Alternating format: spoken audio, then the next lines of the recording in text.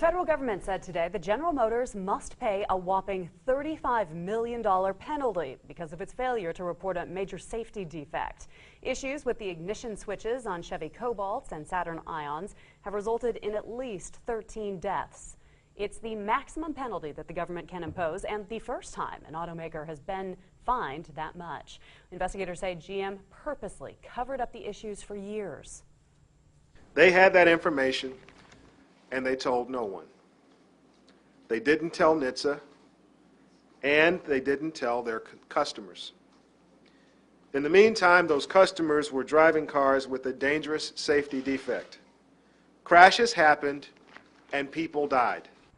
The amount of the fine, just to put it in perspective, is less than a day's revenue for the company. GM took in more than $37 billion during just the first quarter.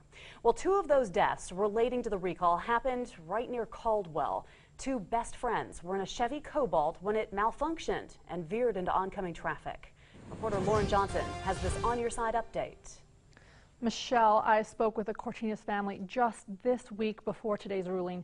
Their son and brother, Amador, was killed in October due to the faulty ignition switch on a Chevy Cobalt. They expressed anger that the parts for the recall are still back ordered and that dealerships right here in Idaho are still able to and are selling these cars. Today's news about the fine came as a surprise. It wasn't expected, and I asked Amador's sister today her thoughts after hearing about the fine. She sent me this statement. "I feel angry and I can't believe how GM manages to hold their heads up.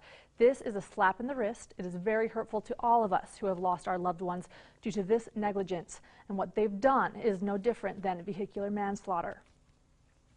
He loved being the uncle, the son, the grandson, the nephew, the brother.